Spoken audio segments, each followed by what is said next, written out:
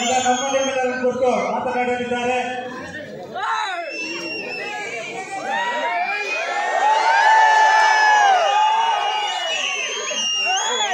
ಮೊದಲನೇದಾಗಿ ನಮ್ಮ ಕೋಲಾರ ಜಿಲ್ಲೆ ನನ್ನ ಗೆಲ್ಲುವಲ್ಲಿ ತುಂಬಾ ದೊಡ್ಡ ರೋಲ್ ಪ್ಲೇ ಮಾಡಿದೆ. ಈ ನೆಲದಲ್ಲಿ ನಿಂತು ಮೊದಲನೇದಾಗಿ ನಾನು ನಮ್ಮ ರಮೇಶ್ ಕುಮಾರ್ ಸಾಹೇಬರಿಗೆ ಧನ್ಯವಾದ ಹೇಳ್ತೀನಿ.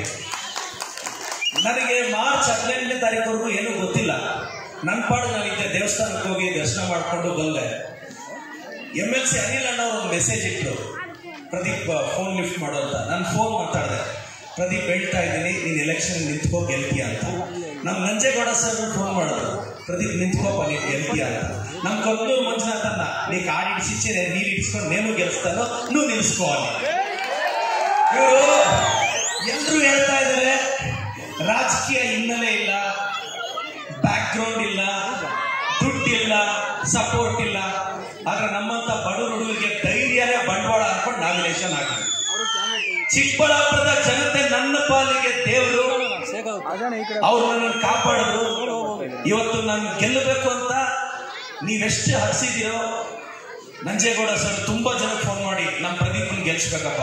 ನಮ್ಮ ಅನಿಲ್ ಅಣ್ಣ ಅವರು ತುಂಬಾ ಜನಕ್ಕೆ ಫೋನ್ ಮಾಡಿ, ಕೊತ್ತೂರು ಮಂಜಣ್ಣ ಅವರು ತುಂಬಾ ಜನಕ್ಕೆ, ಇವರೆಲ್ಲರೂ ತುಂಬಾ ಕಷ್ಟಪಟ್ಟರು. ಅಣ್ಣ ನಿಮ್ಮೆಲ್ಲರೂ ಋಣ ನಾನು ತೀರ್ಸಕ್ಕಾಗಲ್ಲ. ಥ್ಯಾಂಕ್ ಯು ಸೋ ಮಚ್ ಅಣ್ಣ. ನಮ್ಮ ನಂಜೇಗೌಡ ಸರ್ ವಿಧಾನಸಭೆಯಲ್ಲಿ ಮುಂದಿನ ಸಾಲಲ್ಲಿ ನಿಂತು ವಿರೋಧ ಪಕ್ಷದವರು ಸಿಡಿದು ಹೇಳ್ತಾ ಇದ್ರೆ ನಮ್ಗೆಲ್ಲ ಇನ್ಸ್ಪಿರೇಷನ್. ವಿರೋಧ ಪಕ್ಷದವರು ಇವ್ರು ಮಾತಾಡ್ತಾ ಇದ್ರೆ ಆ ಕಡೆ 2-3 ಜನ ಹಂಗೆ ಕುತ್ಕೊಂತಾ ಇರ್ತಾರೆ.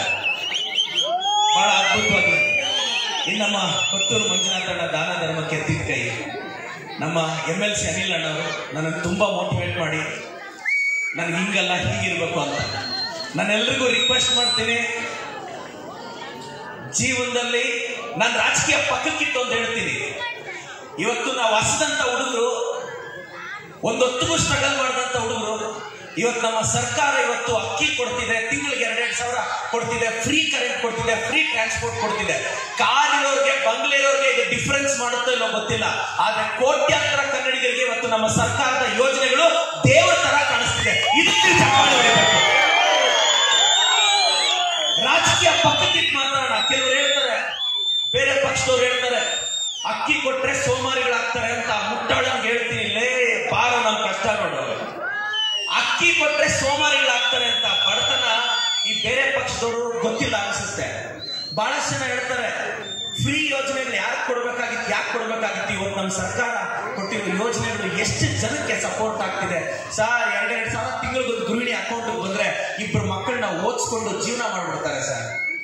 ಇದು ಇವತ್ತು ಅಕ್ಕಿ, ಒಂದು ಫ್ರೀ ಟ್ರಾನ್ಸ್ಪೋರ್ಟ್, ಹೆಣ್ಮಕ್ಳಿಗೆ ಇದು ಸಾಕಾರ ಆಗಿದೆ.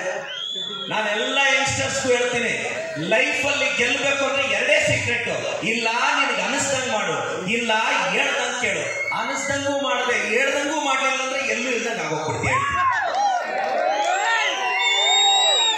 ನಾನು ಬಹಳ ಸಲ ಹೇಳಿದ್ರು, ನೀನ್ ನಿಂತಿರೋದು ಎಂತವ್ರ ವಿರುದ್ಧ ಗೆಲ್ತೀಯ ಅಂತ. ಮಮ್ಮಲ್ಲಿ ಯಾವಡ್ರ ಬುಜ್ಜಿ ಆಪೆ ಮಾಡ, ಮಮ್ಮಲ್ಲಿ ಯಾವಡ್ರ ಬುಜ್ಜಿ ಆಪೆ ಮಾಡ ಅಲ್ಲ. ಬಹಳಷ್ಟು ಜನ ಹೇಳಿದ್ರೆ ನಾನು ಹುಡುಗರಿಗೆ ಧೈರ್ಯ ಹೇಳ್ತಾ ಇದ್ದೀನಿ. ನೀವೇನಾದ್ರೂ ಸಾಹಸ ಕೈ ಹಾಕಿದ್ರೆ ಕೆಲವರು ಹೇಳ್ತಾರೆ ಅಷ್ಟು ಸುಲಭ ಅಲ್ಲ. ಸ್ವಂತ ಮನೆಯಲ್ಲಿರೋ ಅವ್ರಿಗೆ ಸ್ಥೈರ್ಯ ಇರ್ಬೇಕಾದ್ರೆ ಬಾಡಿಗೆ ಮನೆಯಲ್ಲಿರೋ ನನಗೆ ಸ್ಥೈರ್ಯ ಇರ್ಬೇಕು. ಬಾಡಿಗೆ ಮನೆಯಲ್ಲಿರೋರು ನಾವು, ನಮ್ಗೆ ಭಯ ಇಲ್ಲ. ಧೈರ್ಯ ಮಾಡಿ ನಿಮ್ಮ ಅಪ್ಪ ಅಮ್ಮ ಚೆನ್ನಾಗಿ ನೋಡ್ಕೊಳ್ಳಿ. ಜೀವನದಲ್ಲಿ ಜಾಸ್ತಿ ಆಸೆ ಇಟ್ಕೊಬಿಡಿ. ಎಂತೈನ ಕೂಟಿಕೆ ಎನ್ನಾಳು ಬದುಕಿನ ಕಾಟಿಕೆ. ಸ್ಟ್ರಾಂಗ್ ಆಗಿರಿ, ಧೈರ್ಯವಾಗಿರಿ, ಅಪ್ಪ ಅಮ್ಮನ ಚೆನ್ನಾಗಿ ನೋಡ್ಕೊಳ್ಳಿ. ದಯವಿಟ್ಟು ನಾನು ಎಲ್ಲ ಯುವಕರಿಗೆ ಒಂದು ಮೆಸೇಜ್ ಕೊಡ್ತೀನಿ. ಹಿಂದೂ ಧರ್ಮ, ಇಸ್ಲಾಂ ಧರ್ಮ, ಕ್ರಿಶ್ಚಿಯನ್ ಧರ್ಮ, ಜೈನ ಧರ್ಮ, ಎಲ್ಲ ಧರ್ಮಗಳು ಅವ್ರವ್ರಿಗೆ ದೊಡ್ಡದಪ್ಪ. ಅವ್ರವ್ರ ಧರ್ಮ ನಾವು ಗೌರವಿಸ್ಬೇಕು. ದಯವಿಟ್ಟು ಈಗ ಬೇರೆ ಪಕ್ಷದವ್ರು ಕೆಲವರು ಇದಾರಲ್ಲ, BJP ಪಕ್ಷದವ್ರು, ಅವರು ಧರ್ಮಗಳ ಬಗ್ಗೆ ಸಂಘರ್ಷ ತರ್ತಾರಲ್ಲ, ದಯವಿಟ್ಟು ಅವರ ಪ್ರೇರೇಪಣೆಗೆ ಯಾರು ಒಳಪಡಬೇಡಿ. ಹಿಂದೂ ಧರ್ಮ ನಮಗೆಷ್ಟು ಶ್ರೇಷ್ಠನೋ ಇಸ್ಲಾಂ ಧರ್ಮ ಮುಸ್ಲಿಮರಿಗೆ ಅಷ್ಟೇ ಶ್ರೇಷ್ಠ, ಕ್ರಿಶ್ಚಿಯನ್ ಧರ್ಮ ಕ್ರಿಶ್ಚಿಯನ್ಗೆ ಅಷ್ಟೇ ಶ್ರೇಷ್ಠ. ಇದನ್ನ ಗೌರವಿಸಿ.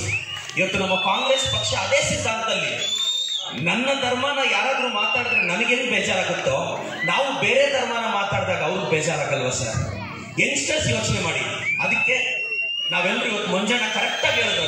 ನಾನು ಅದು ಹೇಳಿದ್ದೀನಿ. ಎಸ್, ಅವ್ರವ್ರ ಆಚರಣೆಗಳು ಅವ್ರು ಗ್ರೇಟ್, ಕರೆಕ್ಟ್ ಮಂಜಣ್ಣ. ಇವತ್ತು ಯಂಗ್ಸ್ಟರ್ಸ್ಗೆ ಅದು ಹೇಳ್ಬೇಕು. ಇವತ್ತು ಕೆಲವರು ಯಾವುದೋ ಒಂದು ಪಕ್ಷ ಧರ್ಮಗಳ ಮಧ್ಯೆ ಸಂಘರ್ಷ ತರುತ್ತೆ, ಅದಾಗಬಾರ್ದು. ಬ್ರದರ್, ಧೈರ್ಯವಾಗಿರಿ, ಜಾಸ್ತಿ ತಲೆಗೆಡಿಸ್ಕೋಬೇಡಿ. ಅಪ್ಪ ಅಮ್ಮಗಿಂತ ಪ್ರಪಂಚದಲ್ಲಿ ಯಾವುದು ದೊಡ್ಡದಲ್ಲ. ಸೋಲಕ್ಕೆ ರೆಡಿಯಾಗಿ ಗೆದ್ದು ಬಿಡ್ತೀರ. ನಾನು ಯಾಕಿದೆ ಹೇಳ್ತಿದ್ದೀನಿ ಅಂದರೆ, ನಾನು 20 ವರ್ಷದಿಂದ ನನ್ನ ತಂದೆ ತಾಯಿನ ಕಳ್ಕೊಂಡೆ. ಅಪ್ಪ ಅಮ್ಮ ಇಬ್ಬರು ಸರ್ಕಾರಿ ಆಸ್ಪತ್ರೆಯಲ್ಲಿ ಸೂಕ್ತ ಸಮಯಕ್ಕೆ ಚಿಕಿತ್ಸೆ ಸಿಗದೆ ಪಕ್ಕದ ಹಿಂದೂಪುರಲ್ಲಿ ತೀರ್ಕೊಂಡ್ರು. ಅದಾದ್ಮೇಲೆ ಅನಾಥ ಆದೆ. ಕಷ್ಟಪಟ್ಟು ಖಾಲಿ ಜೇಬಲ್ ಬೆಂಗಳೂರಿಗೆ ಹೋದೆ. ಖಾಲಿ ಜೇಬಲ್ ಬೆಂಗಳೂರಿಗೆ ಹೋಗಿ ಹೃದಯ ಒಡೆದಿತ್ತು, ಹೊಟ್ಟೆ ಹಸ್ದಿತ್ತು, ಜೇಬ್ ಖಾಲಿ ಇತ್ತು. ಬೆಂಗಳೂರಲ್ಲಿ ಒಂದು ಕೋಚಿಂಗ್ ಸೆಂಟರ್ ತೆಗೆದೆ. ಇದುವರೆಗೂ ಲಾಂಗ್ ಟರ್ಮ್ ಅಲ್ಲಿ ಆಂಧ್ರದವರು, ರಾಜಸ್ಥಾನದವ್ರು ಬಿಟ್ಟರೆ ಯಾರೂ ಸಕ್ಸಸ್ ಆಗಿರಲಿಲ್ಲ. ಕನ್ನಡದವ್ರು ಮಾಡಿದ್ರೆ ಸಕ್ಸಸ್ ಆಗಲ್ಲ ಅನ್ನೋ ಟ್ರೆಂಡ್ ಇದ್ದಾಗ ಹೋಗಂತ ಕ್ಷೇತ್ರಕ್ಕೆ ಕೈ ಹಾಕಿದೆ. ಇವತ್ತು ನನ್ನ ಇನ್ಸ್ಟಿಟ್ಯೂಷನ್ 3,000 to 4,000 ಜನ ಬೆಂಗಳೂರಲ್ಲಿ ಹೋಗ್ತಾ ಇದ್ದಾರೆ. ಸಾವಿರಾರು ಜನ ಡಾಕ್ಟರ್ಸ್ನ ಆಚೆ ತರ್ತಿದ್ದೀನಿ. ರಾಜಕೀಯಕ್ಕೂ ಬಂದೆ, ಗೆದ್ದೆ. ಇದೆಲ್ಲ ಹೆಂಗ್ ಸಾಧ್ಯ ಆಯ್ತಾಗತ್ತ ಬ್ರದರ್? ನಾನು ಟ್ಯಾಲೆಂಟ್ ಅಂತಾನೋ, ಹಾರ್ಡ್ ವರ್ಕ್ ಅಂತಾನೋ, ಹೈಲಿ ಕ್ವಾಲಿಫೈಡ್ ಅಂತಾನೋ ಇದಕ್ಕೆಲ್ಲ ಆಗಿಲ್ಲ. ಒಂದು, ನೀವೇನ್ ಸಾಧಿಸ್ಬೇಕು ಅಂದ್ರೂ ಪರವಾಗಿಲ್ಲ.